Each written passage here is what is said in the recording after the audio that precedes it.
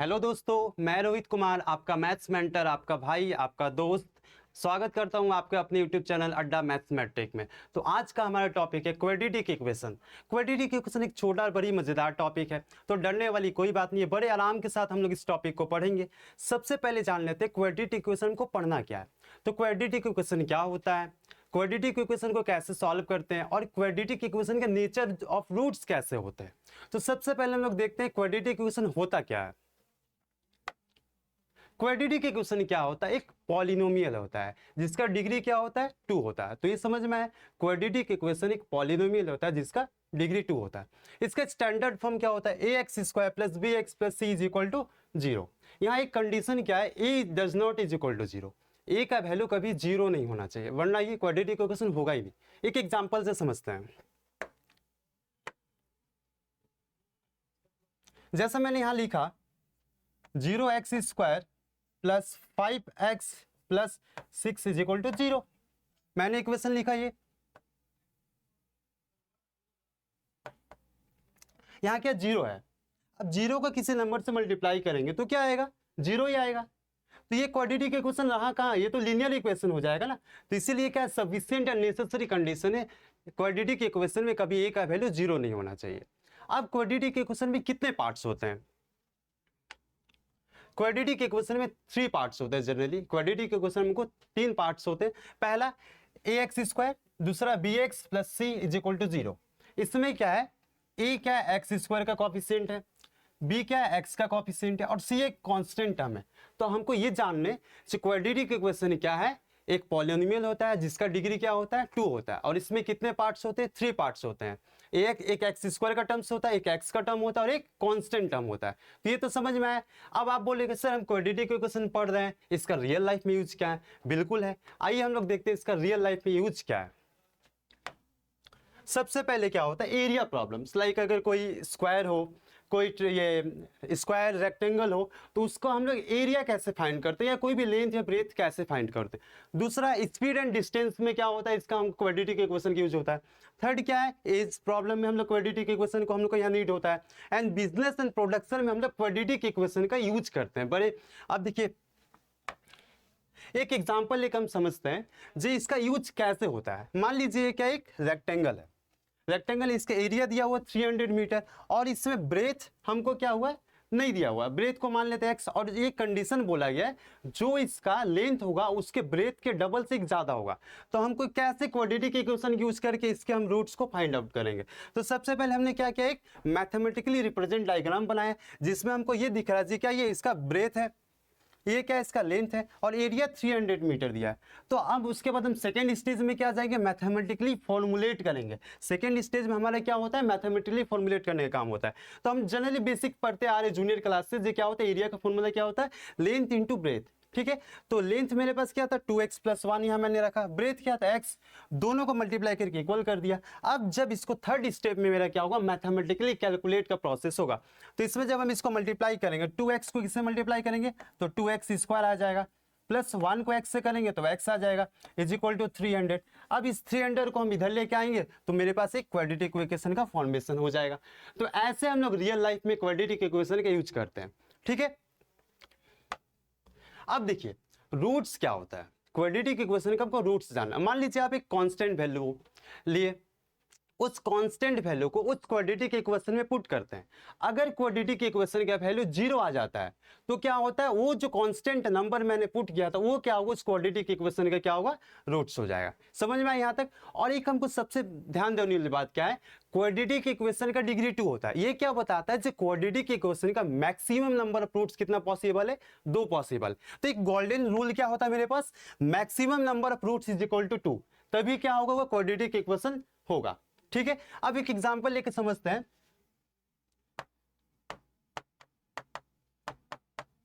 ये मैंने क्या है क्वाड्रेटिक इक्वेशन लिखा। अब मैं एक कोई वैल्यू लेता हूं, like x is equal to 2। यहां x का जगह हम वैल्यू पुट करते हैं उसका,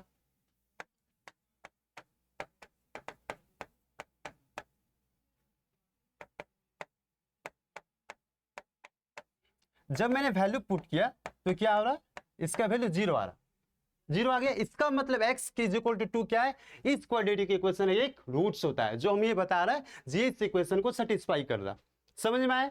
तो यहां तक हमने क्या देखा है, क्वाड्रेटिक इक्वेशन क्या होता है, उसमें कितने पार्ट्स होते हैं, उसका रियल लाइफ यूज कहां होता है, और क्वाड्रेटिक इक्वेशन के क्या होते हैं, रूट्स क्या होते हैं। ठीक है, अब हम देखेंगे क्वाड्रेटिक इक्वेशन को सॉल्व कैसे करते हैं। देखिए, क्वाड्रेटिक इक्वेशन सॉल्व करने हमारे पास मेनली दो मेथड, एक फैक्टराइजेशन मेथड और दूसरा श्रीधर आचार्य मेथड। फैक्टराइजेशन मेथड में हम 3 स्टेप को फॉलो करते हैं। पहला क्या करते हैं, उसको हम लोग फैक्टर आइडेंटिफाई करते हैं, फैक्टर। ठीक है, दूसरा हम उस फैक्टर को इक्वेट करते हैं और देन सॉल्व कर लेते हैं। तो मेरे पास क्या आता है, फैक्टराइजेशन मेथड से क्वाड्रेटिक इक्वेशन को हम इजीली सॉल्व कर पाएंगे। देखिए, पहला split the middle term factor, जो भी मेरे पास क्वाड्रेटिक इक्वेशन दिए हुए उसमें हम लोग क्या करेंगे, उसके मिडिल टर्म फैक्टर स्प्लिट करेंगे। देन हम सेकंड में क्या करेंगे, extract the common factor, common factor को एक्सट्रैक्ट करेंगे। और थर्ड में क्या करेंगे, उसको हम लोग इक्वेट कर देंगे जीरो से, तो हमारे पास सॉल्यूशन निकल कर आ जाएगा। आइए एग्जांपल से समझते हैं। जैसे मेरे पास एक इक्वेशन क्या दिया, 2x² minus 5x plus 3 is equal to 0, ये मेरे पास क्वाड्रेटिक इक्वेशन दिया हुआ है। अब इसमें क्या करेंगे, जो भी टर्म्स है, ये b x का कोएफिशिएंट जो b है और a और c का जो मल्टीपल है 6, उसका यूज करके हम लोग क्या करेंगे, इसका फैक्टर निकालेंगे। तो सबसे पहले मैंने क्या किया, ये एक्स स्क्वायर का कोएफिशिएंट 2 है और जो कांस्टेंट टर्म उसको मल्टीप्लाई किया। अब ये जो नंबर है इसका हम लोग फैक्टर निकालेंगे, लाइक 2 3 जा 6, 2 3 से क्या हुआ 6 हो जाएगा। अब अगर हम इन दोनों नंबर को ऐड करते हैं तो मेरे पास क्या आता है, ये 5 आ जाएगा, और इसको मल्टीप्लाई करेंगे तो क्या होगा, 6 आ जाएगा। तो 5x को हम लोग टू पार्ट्स में क्या किया, मिडिल टर्म में इसको क्लासिफाई किए, एक 2x और एक क्या हो जाएगा -3x। देन इसके बाद से क्या करेंगे, हम इसको फैक्टर इक्वेट करेंगे। 2x is equal to x minus 1 -3x minus 1 is equal to 0। Then मैंने फैक्टर को क्या किया, एक्सटेंड कर लिया।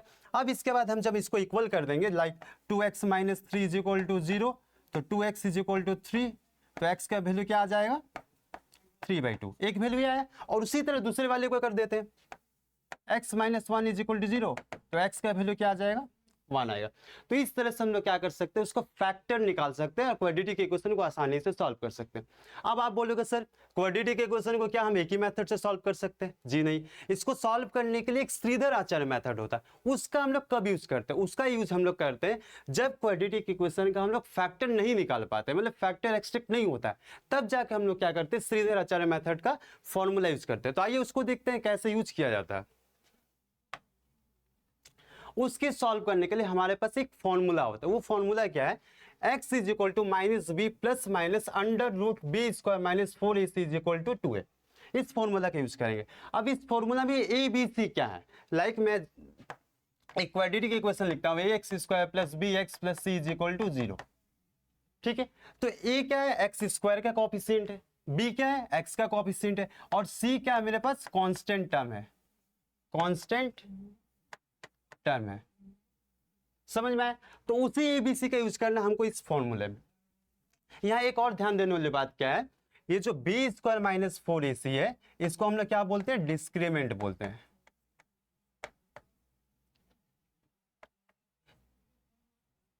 इसको हम लोग क्या बोलते हैं, डिस्क्रीमेंट।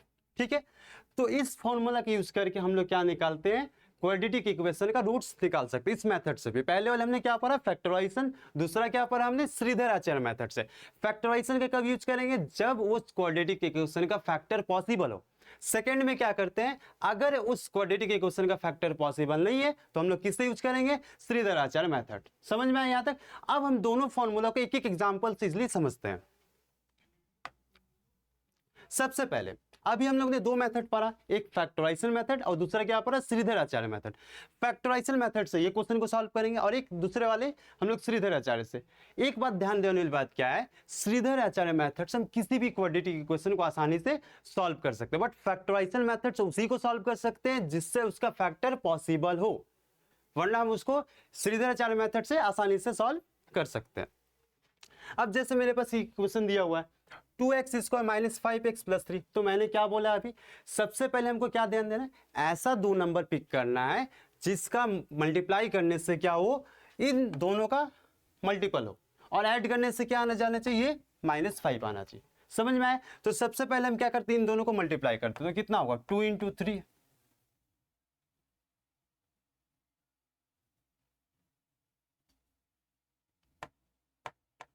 2 इंटू 3 क्या हो गया 6, 2 इंटू 3 क्या हो गया 6 हो गया। अब 6 का हम लोग क्या निकालते हैं, फैक्टर निकालते हैं। तो मेरे पास दो नंबर आ गए 2 और 3। अब इसका यूज करके हम इस मिडिल टर्म फैक्टर्स का निकालेंगे। 2x square minus 2x minus 3x plus 3 is equal to 0।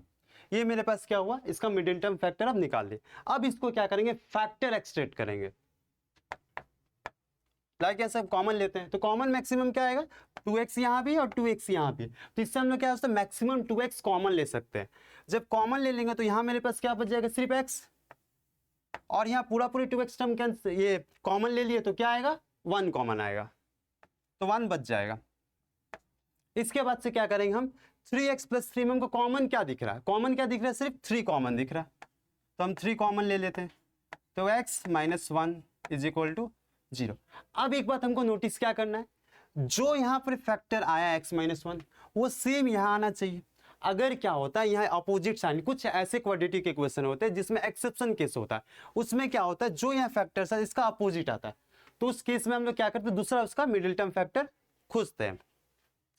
अब मेरे पास क्या होगा, इसको हमने x माइनस 1, यहाँ भी x माइनस 1 तो कॉमन ले लेते हैं, तो यहाँ क्या बचेगा 2x और यहाँ क्या बचेगा 3। तो पहले हम लोग मिडिल टर्म फैक्टर निकाला, दूसरा क्या किया, फैक्टर एक्सट्रेक्ट किया, तीसरा क्या करेंगे, उन दोनों को 0 से इक्वेट करेंगे। Either x minus 1 is equal to 0, so x is equal to 1, और 2x minus 3 is equal to 0, so 2x is equal to 3। तो x का वैल्यू कितना हो जाएगा 3/2। तो इस तरह से हमने क्या हुआ, क्वाड्रेटिक इक्वेशन को फैक्टराइजेशन मेथड से सॉल्व किया। अब ये हम देखेंगे श्रीधर आचार्य मेथड से कैसे सॉल्व करते हैं उसको। तो मेरे पास क्या एक क्वेश्चन दिया हुआ है, x square plus 7x minus 60 is equal to 0। तो इसमें सबसे पहले मेरा क्या काम है, ए बी सी को फाइंड आउट करना। तो एक्स स्क्वायर का यहाँ पर कोई भी नंबर नहीं है, तो हम लोग क्या सपोज करते हैं 1, तो ए का वैल्यू क्या हो जाएगा 1। यहाँ पर एक्स का कोएफिशिएंट कितना है 7, तो बी का वैल्यू क्या होगा 7, और सी का वैल्यू क्या हो जाएगा माइनस 60, सी का वैल्यू क्या होगा माइनस 60। तो सबसे पहले हम लोग क्या हुआ, एबीसी फाइंड आउट कर लिया। अब इसका फॉर्मूला अप्लाई करेंगे। फॉर्मूला क्या होता है, अभी क्या बताया था मैंने, x is equal to minus b plus minus b square minus 4ac by 2a। ये फॉर्मूला अप्लाई करेंगे। अब मेरे पास b का वैल्यू क्या है 7, b का वैल्यू 7 यहां पुट कर देंगे, a का वैल्यू 1 है और c का वैल्यू क्या है माइनस 60।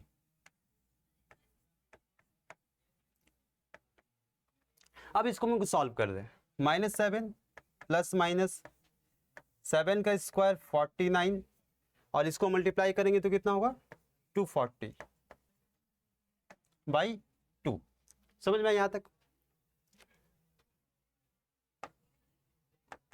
इसके बाद क्या हो जाएगी -7 प्लस माइनस, इसको ऐड करते तो कितना होगा 289।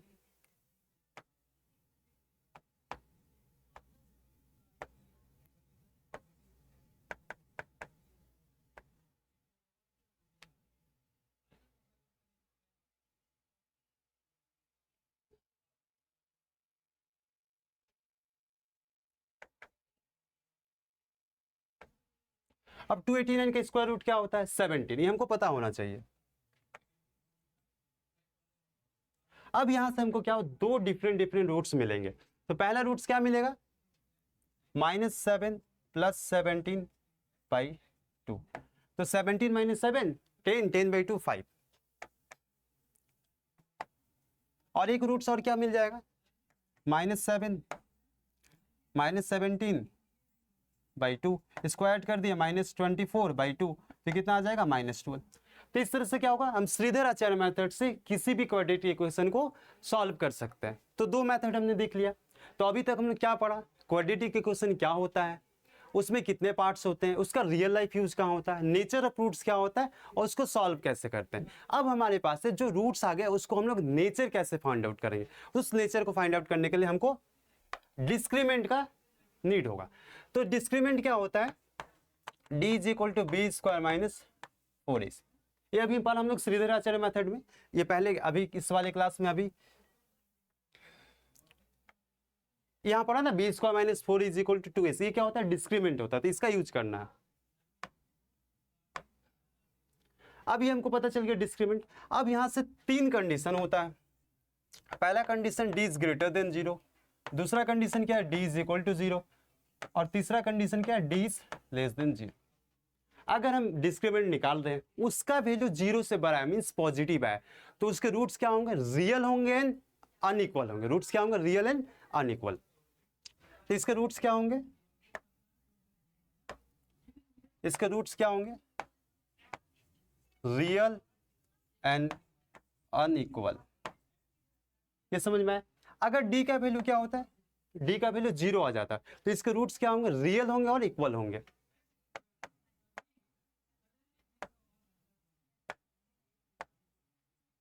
और थर्ड कंडीशन क्या है, d इज लेस देन 0। इसका मतलब उसके कोई रूट्स, रियल रूट्स नहीं होंगे, इमेजिनरी रूट्स हो सकते हैं, हम लोग हायर क्लास में पढ़ते हैं। तो हैज नो रियल रूट्स।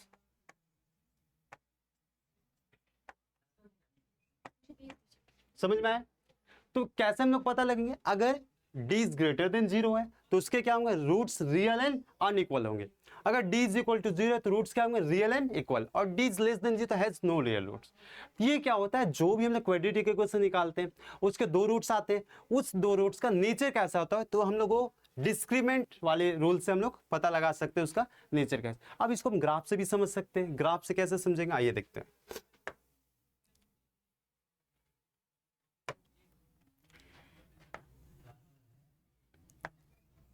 ये मेरे पास एक्सिस है, एक्स एक्सिस और वाई एक्सिस। अगर d का वैल्यू ग्रेटर देन 0 है तो इसका ग्राफ जो होगा, इसका ग्राफ कुछ इस तरह से होगा।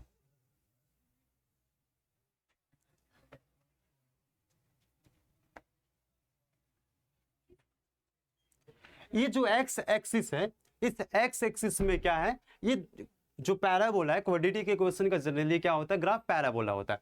तो ये पैराबोला एक्स एक्सिस पे 2 पॉइंट्स पे कट कर रहा है, एक नेगेटिव एक्स एक्सिस पे और एक पॉजिटिव एक्स एक्सिस पे। ये बता रहा है जिसमें क्या होंगे, रूट्स तो होंगे 2, लेकिन दोनों क्या होंगे, अलग अलग होंगे। अब d का वैल्यू क्या हो, 0 आ गया, तो इसका ग्राफ कैसा होता है,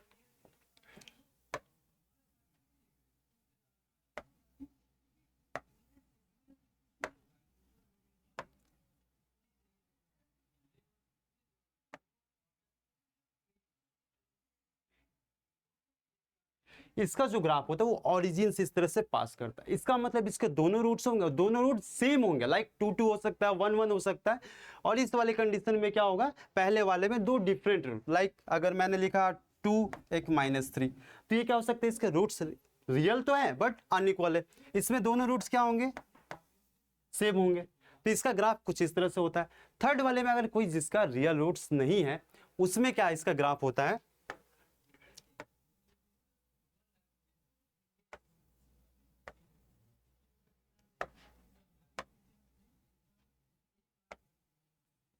उसमें ग्राफ इसका इस तरह से होता है। तो ये ग्राफ क्या बता रहा है, इसमें कोई रियल रूट्स है ही नहीं। समझ में आया। तो 3 कंडीशन होते हैं। अगर d का वैल्यू ग्रेटर देन 0 है तो क्या रूट्स रियल होंगे और अनइक्वल होंगे। दूसरा क्या है, अगर रूट्स, इसका d का वैल्यू 0 आ गया तो रूट्स क्या होंगे, रियल एंड इक्वल होंगे, दोनों सेम होंगे। थर्ड क्या है, अगर उसके d का वैल्यू लेस देन 0 है तो क्या होगा, हैज नो रियल रूट्स। तो इस तरह से हम लोग ग्राफ से भी इसको समझ सकते हैं। तो ये बस इतना ही टॉपिक था। क्वाड्रेटिक इक्वेशन में क्या पढ़ना है, हमको ज़्यादा कुछ पढ़ना नहीं है। क्वाड्रेटिक इक्वेशन क्या होता है, उसको कैसे सॉल्व करते हैं, जिसके कितने मेथड होते हैं, 2 मेथड होते हैं, एक फैक्टराइजेशन है, दूसरा क्या होता है, श्रीधराचार्य मेथड। थर्ड होता है जो उसके रूट्स आए उसको हम लोग नेचर कैसे फाइंड आउट करेंगे। तो नेचर फाइंड आउट करने के लिए हमको सबसे पहले डिस्क्रीमेंट निकालना पड़ता है। तो डिस्क्रीमेंट कैसे निकालते हैं, श्रीधराचार्य फॉर्मूला मेथड में हम लोग जो पढ़े वहां से d is equal to b square minus 4ac, ये डिस्क्रीमेंट निकाल सकते हैं यहाँ से। और इसके 3 कंडीशन है, समझ में आया। तो क्वाड्रेटिक इक्वेशन ज़्यादा कुछ पढ़ना नहीं है, बस इतना ही टॉपिक था। और मैं एक बार आप पूरे को समराइज कर देता हूं। देखिए, सबसे पहले हमने क्या पढ़ा, स्टैंडर्ड फॉर्म क्या होता है, ax square plus bx plus c is equal to 0। इसमें को ध्यान देने वाली बात क्या है, a does not is equal to 0। सबसे मोस्ट इंपॉर्टेंट थिंग हमको क्या है, इसमें a का वैल्यू कभी 0 नहीं होना चाहिए। अगर a का वैल्यू 0 होगा तो क्वाड्रेटिक इक्वेशन तो होगा ही नहीं, वो लीनियर हो जाएगा।